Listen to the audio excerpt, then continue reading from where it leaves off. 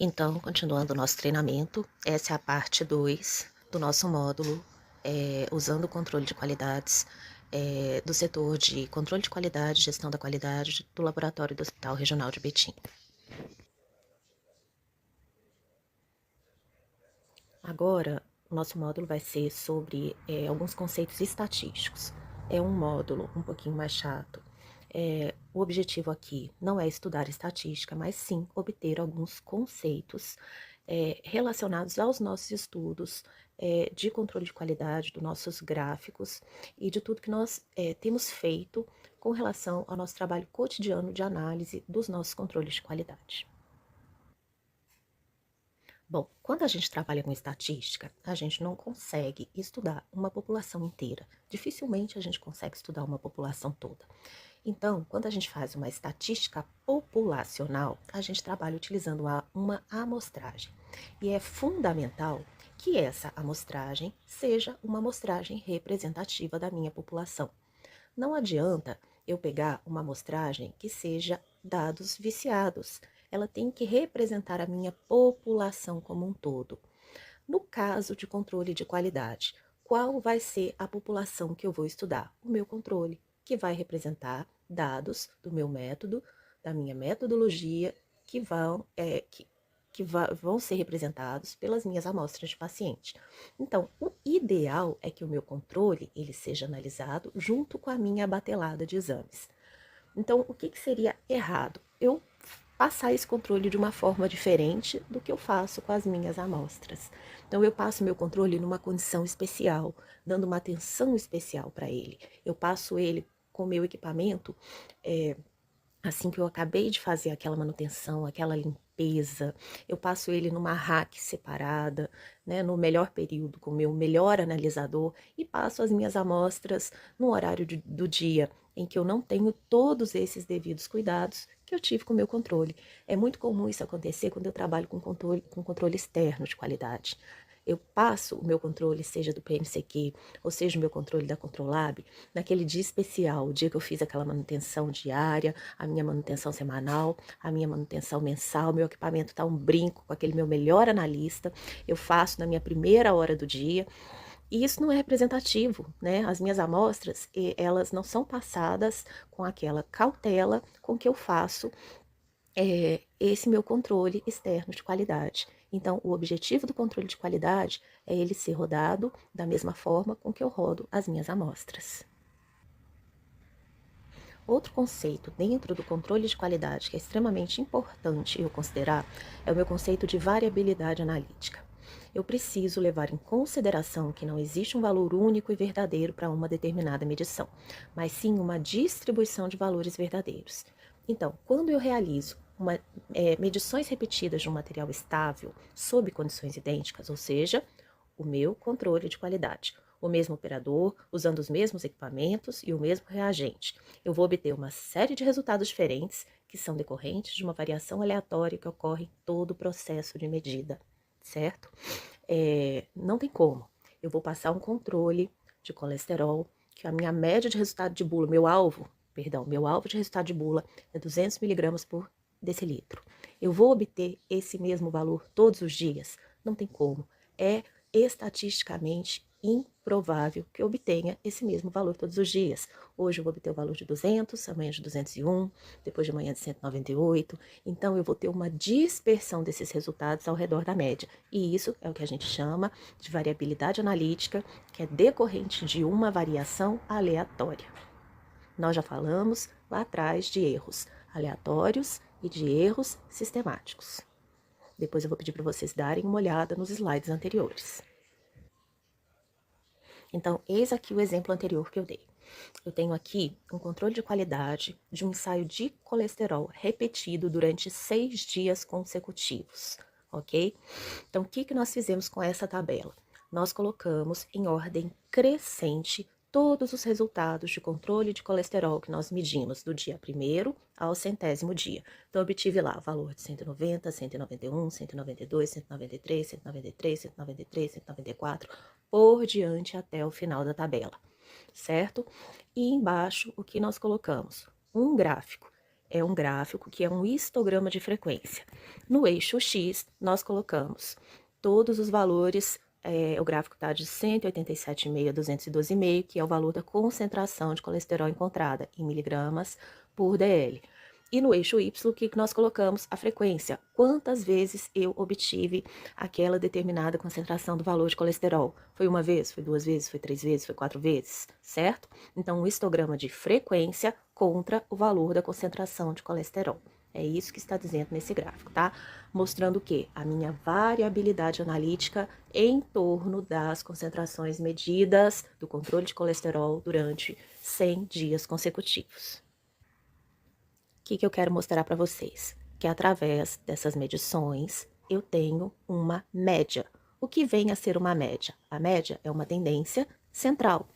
Voltando ao slide anterior, se eu pegar todas essas 100 medidas, somar todas e dividir por 100, porque 100 não foram 100 medidas, então dividir pelo número total de medições que eu fiz, eu vou encontrar um valor. Que valor vai ser esse? O valor de 200.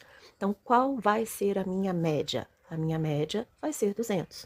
Todos os valores que estão aqui, dividido pelo número total de medidas que eu fiz durante esse período todo, 100. Então, média é calculada somando-se todos os valores de um conjunto de dados e dividindo-se pelo número de elementos deste conjunto. É o que a gente faz diariamente. É o que a bula traz para a gente do controle de qualidade. Então, aquela média que a gente coloca no equipamento foi uma média que a empresa fabricante do controle determinou através de vários dias de medição, que ela somou aquela média, dividiu pela quantidade de vezes que ela fez aquela medição e colocou na bula do controle de qualidade para a gente, certinho? E aqui, nesse slide, tá a fórmula da média, tá? Não é objetivo que ninguém aqui decore fórmula, tá? Nós vamos usar o Excel para fazer essas fórmulas.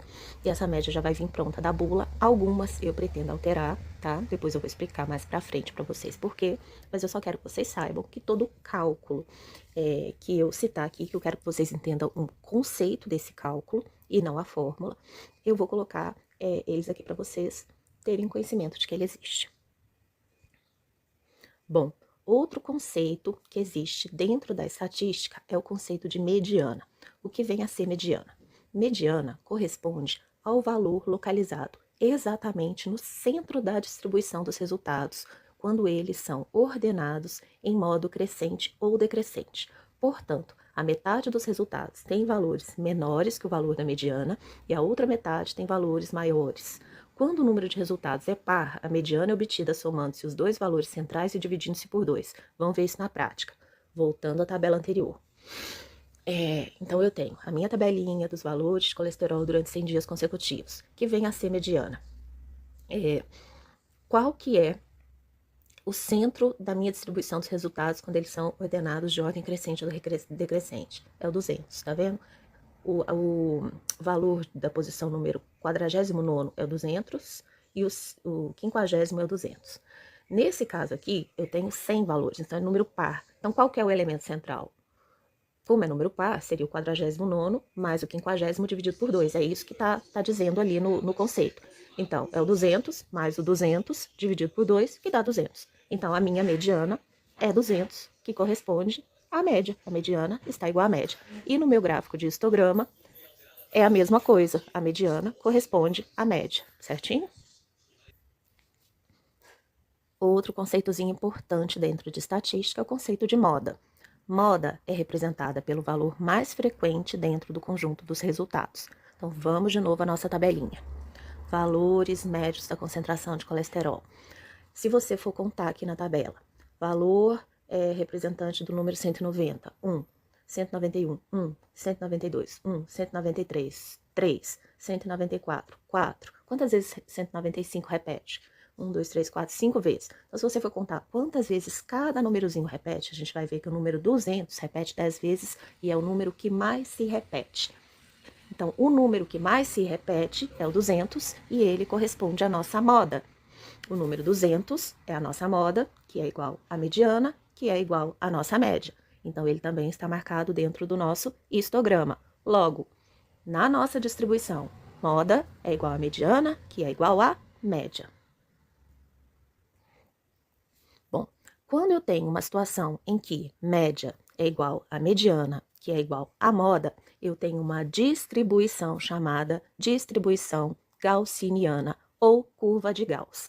Esta curva de frequência que nós fizemos de acordo com a distribuição de controle dos valores de colesterol com relação à frequência em que eles se apresentavam, pode ser convertido numa curva de Gauss, em que eu tenho uma curva onde o meu ponto central é a minha média, e eu tenho as distribuições de 1S, que corresponde a um desvio padrão para frente e para trás. Eu tenho 2S, que corresponde a 2 desvios padrões para frente e para trás dessa curva. Eu tenho 3 desvios padrões, que correspondem a 3S para frente e para trás dessa curva. E eu tenho 4 desvios padrões, que correspondem a 4S para frente e para trás dessa curva. Praticamente todos os meus resultados estão dentro dessa curva de Gauss, tá? Se vocês olharem bem para essa curva de Gauss, vai lembrar um pouco aquilo que a gente faz todo dia, plotando valores de controle de qualidade, tá? Vamos passar mais um slide para frente. O que nós vamos fazer? Nós vamos inverter essa curva de Gauss. Antes da gente inverter essa curva de Gauss, eu quero que vocês observem um detalhe. A maioria dos meus resultados está entre mais um S e menos um S. Se eu fizer um retângulozinho entre mais um S e menos um S, compreendendo aqui essa curvinha da média, eu vou ter 68,24% dos meus resultados, né? Então, a grande maioria dos meus resultados de controle vai estar dentro. Quase 70% dos meus resultados vai estar dentro de um desvio padrão. 95,4% dos meus resultados vai estar dentro de 2 desvios padrão, para frente e para trás da minha média. 99,73% dos meus resultados vai se encontrar entre 3 desvios, certo? Então, quase 100% dos meus resultados vão estar entre 3 desvios padrões dentro dessa curva de Gauss, certo? E esse desvio padrão, também existe um cálculo, tá? Que vocês não precisam saber, que a gente faz esse cálculo pelo Excel, mas que é importante a gente saber que quanto maior for a variabilidade dos resultados em torno da média, maior será o meu resultado do desvio padrão. Ou seja, o desvio padrão bom pra gente é aquele que está entre 2 S's, o que a gente aceita. Quando o desvio padrão ele passa de 2S, a gente já reprova esse controle. Então, quanto mais próximo da média, quanto menor a variabilidade desse desvio, menor o desvio padrão, melhor pra gente, certinho? Um outro conceito importante é o conceito de coeficiente de variação. Eu falo muito de coeficiente de variação. O CV, eu falo assim, eu vou fazer agora análise dos CVs do mês de janeiro, do mês de agosto, do mês de julho. O que é esse CV? Quando eu estou falando de desvio padrão, eu falo lá que a minha média do colesterol é 200, mais ou menos 20. Então, eu vou aceitar valores de 180 a 220. Isso para um controle normal. O controle patológico, eu vou aceitar, por exemplo, de 400, mais ou menos 40, ou seja, de 160 a 440. O CV, eu falo esses valores do desvio padrão em porcentagem. Então, eu falo assim, o colesterol, a média dele é 200 com um CV de 10%. Significa que eu vou aceitar 200, mais ou menos, com um CV de 10%, significa que eu aceito de 180 a 220. Eu transformo esse valor do desvio padrão em porcentagem. Da mesma forma que se eu aceito um patológico de 400 com um desvio padrão de 40, de 160 a de 400, com desvio padrão de 40, de 360 a 440, eu falar que eu tenho um CV de 10%, dá na mesma coisa. Se vocês calcularem aí 10% de 400, vai dar de 360 a 400. Então, é o mesmo valor do desvio padrão, porém, eu estou convertendo ele em porcentagem. Então, é mais fácil utilizar o CV, porque eu posso mudar a média e o desvio padrão, o CV continua o mesmo. É uma linguagem mais fácil da gente dizer. Então, eu posso comparar métodos diferentes com unidades de medidas diferentes. Então, se eu não quiser usar gramas por DL, ou quiser usar uma outra unidade de medida, ou eu mudar a marca do reagente, o CV continua o mesmo, tá? Então, a gente unifica mais a linguagem do desvio padrão quando a gente usa coeficiente de variação. Por isso que a minha análise, quando eu faço a minha tabela, que eu faço a minha verificação mensal do meu controle de qualidade, eu não analiso o desvio padrão, mas eu analiso o coeficiente de variação, os CVs.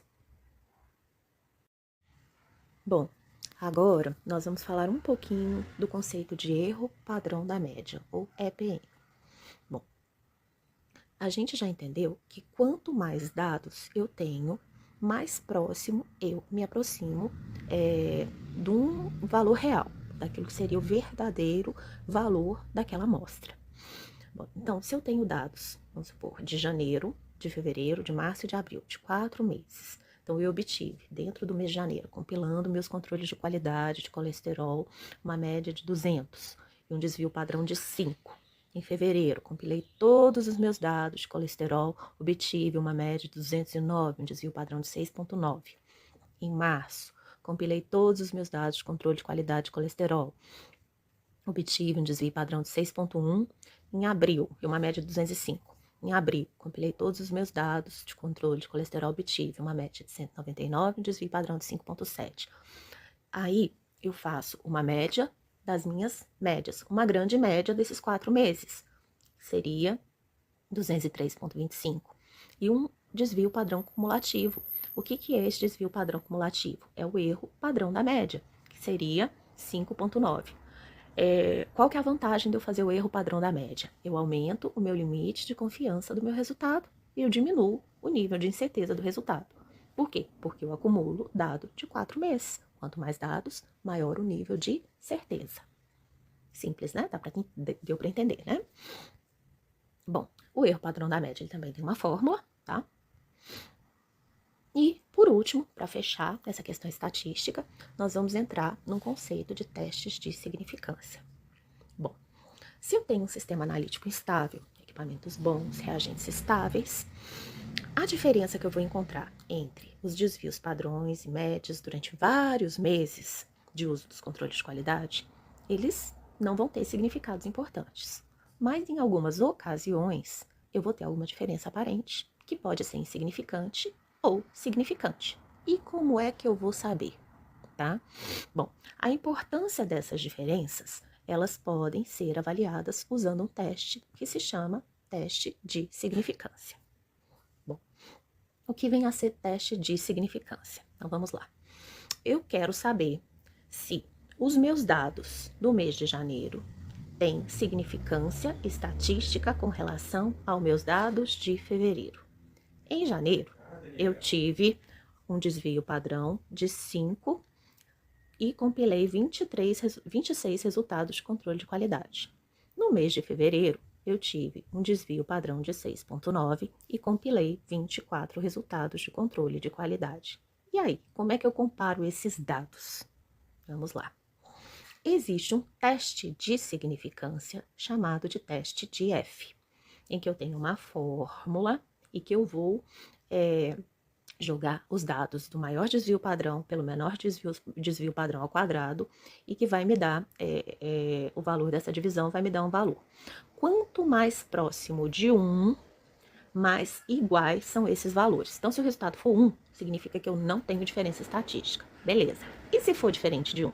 Bom, se for diferente de 1, eu vou cruzar vários dados de tabelas. Eu não sei se vocês já perceberam, quando a gente tem pesquisas eleitorais, né, que fala lá, o candidato fulano está na frente com uma probabilidade de 95%, com um grau de confiança tal.